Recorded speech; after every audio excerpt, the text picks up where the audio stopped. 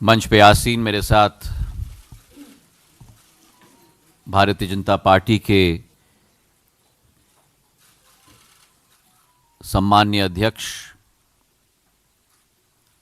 आदरणीय जेपी नड्डा साहेब, भारत सरकार के यशस्वी मंत्री और मेरे भाई धर्मेंद्र प्रधान जी, हमारे गृह राज्य से उपस्थित विनय सहस्त्रबुद्धे जी, हमारे मध्य प्रदेश के भारतीय जनता पार्टी के अध्यक्ष बीडी शर्मा साहेब, अनिल जैन जी, राष्ट्रीय महामंत्री अरुण सिंह जी, जय पांडा साहेब, जफर इस्लाम साहेब और मंच पर आसीन सभी गणमान्य सदस्यगण, मैं धन्यवाद अर्पित करना चाहूँगा सर्वप्रथम आदरणीय नड्डा साहब को, हमारे प्रधानमंत्री नरेंद्र मोदी जी को, हमारे गृह मंत्री अमित शाह जी को कि उन्होंने मुझे अपने परिवार में आमंत्रित किया, एक स्थान दिया। मेरे जीवन में 2 तारीखें बहुत महत्वपूर्ण रही। व्यक्ति के जीवन में कई बार ऐसे मोड़ आते हैं जो व्यक्ति के जीवन को बदल के रख लेते हैं, और मेरे जीवन में वो 2 दिवस, पहला दिवस 30 सितंबर 2001, जिस दिन मैंने अपने पूज्य पिताजी को खोया।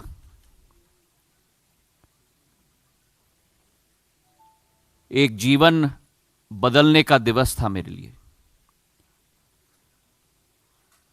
और उसी के साथ दूसरी तारीख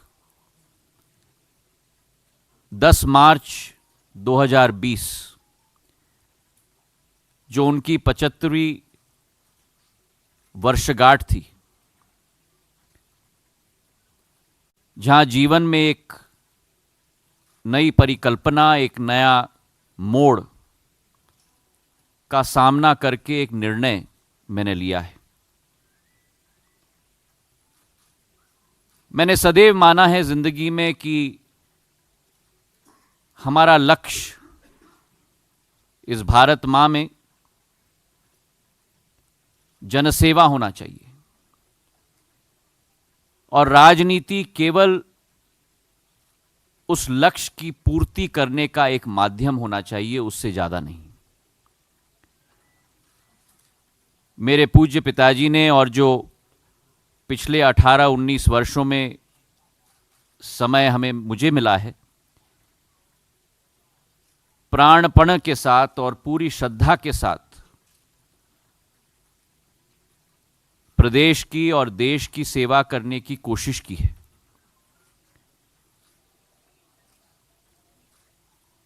भारतीय कांग्रेस पार्टी के द्वारा, लेकिन मन व्यतीत है और मन दुखी भी है, क्योंकि जो आज स्थिति उत्पन्न हुई है, मैं ये कह सकता हूं विश्वास के साथ कि जनसेवा का लक्ष्य की पूर्ति आज उस संगठन के माध्यम से नहीं हो पा रही है।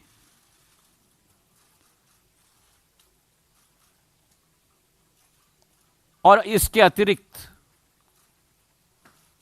वर्तमान में जो स्थिति कांग्रेस पार्टी में है वो कांग्रेस पार्टी आज नहीं रही जो पहले थी।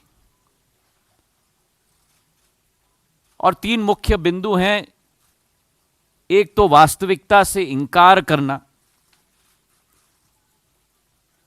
और वास्तविकता से इंकार करके जो इबारत लिखी जाती है उसका समावेश न करना, जड़ता का एक जो वातावरण उत्पन्न है, और उसी के साथ जो एक नई सोच, विचारधारा, जो एक नया नेतृत्व को सही मान्यता न मिलना। मैं मानता हूं कि इस वातावरण में जहां राष्ट्र स्तर पर यह स्थिति हो चुकी है, वहीं मेरे गृह राज्य में जो मेरा दिल का भाग है, मेरा मध्य प्रदेश, एक सपना हमने पिरोया था जब 2018 में वहां सरकार बनी थी। लेकिन 18 महीने में वे सपने पूरी तरह से बिखर गए। चाहे हम किसानों की बात करें, जहां कहा गया था कि 10 दिन में हम ऋण माफ करेंगे, 18 महीने बाद भी वो नहीं हो पाया है।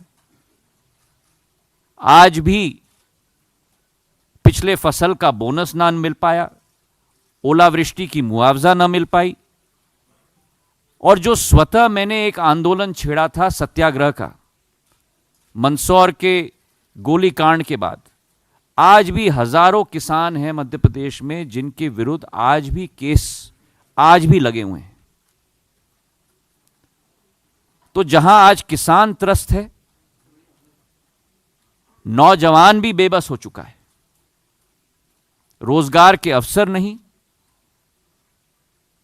वचन पत्र में कहा गया था कि हर महीने प्रति माह एक अलाउंस दिया जाएगा, उसकी सूद नहीं। और उसी के साथ जहां रोजगार के अवसर नहीं उत्पन्न हो पाए हैं, वहां भ्रष्टाचार के बड़े अवसर उत्पन्न हो चुके हैं। आज एक ट्रांसफर उद्योग चल रहा है मध्य प्रदेश में, रेत का माफिया चल रहा है मध्य प्रदेश में। और जब यह स्थिति राष्ट्र स्तर पर अलग विडंबना, राज्य स्तर पर अलग स्थिति, और जब सत्य के पथ पे कोई व्यक्ति चलता है, मूल्यों के आधार पर कोई व्यक्ति चलता है, तो तब मैंने निर्णय लिया कि आज अगर भारत माता और भारत को हमें प्रगति और विकास के रास्ते पे चलाना होगा, तो आज मैं अपने आप को सौभाग्यशाली समझता हूं कि नड्डा जी ने, प्रधानमंत्री जी ने और अमित शाह जी ने मुझे वो मंच प्रदान किया जिसके आधार पर जनसेवा और राष्ट्र सेवा पर हम लोग आगे बढ़ पाएं। देश के इतिहास में शायद कोई ऐसा जनादेश किसी भी सरकार को न मिला हो जो एक बार नहीं लेकिन 2 बार हमारे प्रधानमंत्री नरेंद्र मोदी जी को मिला है। और उस जनादेश का एक सक्रिय,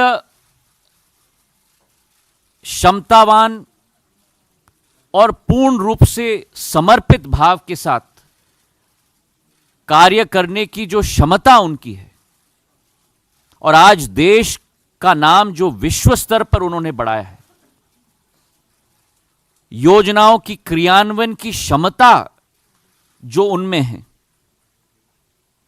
जो आज के नहीं लेकिन भविष्य की चुनौतियों को परखना और परखने के बाद उनकी सामना करने के लिए योजना बनाना, ये जो क्षमता उनमें है, मैं मानता हूं कि भारत का भविष्य पूर्ण रूप से उनके हाथों में सुरक्षित है। मैं आज नड्डा जी को मैं धन्यवाद अर्पित करना चाहता हूं कि आज यह मंच उन्होंने मुझे प्रदान किया और मैं उत्सुक हूं नड्डा जी के साथ साथ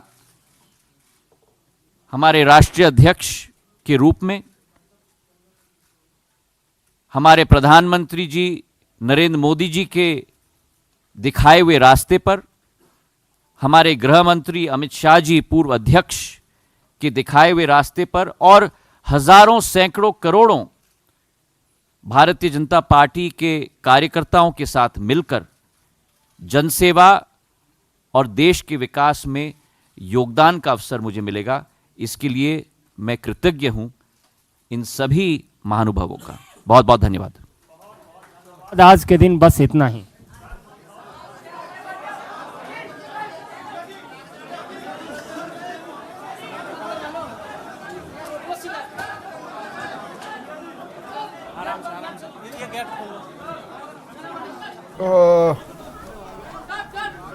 पत्रकारों के सवाल को इस इवेंट में जगह नहीं मिल पाई,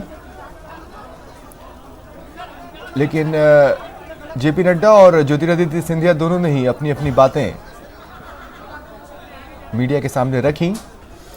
कुछ सवालों को भी जगह देते तो कुछ बातें और सामने आ सकती थी, लेकिन ये जयपुर से भी तस्वीरें हैं। अब देखिए जो दिल्ली में ये जो घटनाक्रम चल रहा है और फिर कांग्रेस के लिए फूक फूक कर कदम रखने वाली बात है। और ऐसे में जो घटनाक्रम रहा, कुछ देर पहले हमने आपको दिखाया था कि मध्य प्रदेश की जो कांग्रेस विधायक हैं वो जयपुर आ चुके हैं, उनके लिए बस की व्यवस्था है।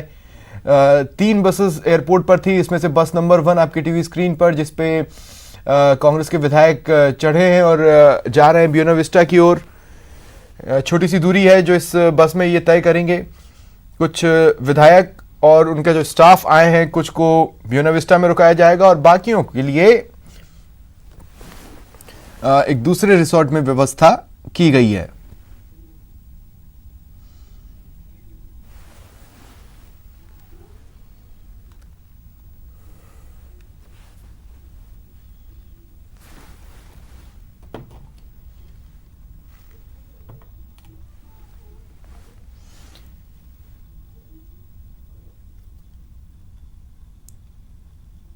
जयपुर की हलचल की हर तस्वीर हम आप तक पहुंचा रहे हैं।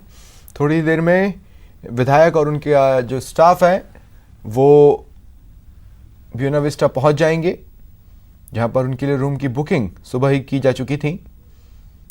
कुछ ही पलों में पहुंचेंगे और इसके बाद जिन झलकियों की मैं आपसे बात कर रहा था, यहाँ वहाँ टहलते वो दिखाई देंगे तो मीडिया के कैमरे में कैप्चर भी होंगे। इन विधायकों का कहना है कि वो यहाँ घूमने आए हैं, देखते हैं ब्यूना विस्टा के बाहर कितना घूमते हैं और ब्यूना विस्टा में कितना घूमते हैं। बहरहाल इस तरह के इवेंट्स में इसी तरह की बातें कही जाती हैं, लेकिन सभी कॉन्फिडेंट नजर आए। सभी विधायकों का कहना है कि कमलनाथ सरकार नहीं गिरने वाली है, वो अपने 5 साल पूरा करेगी और उसके बाद अगला चुनाव भी जीतेगी।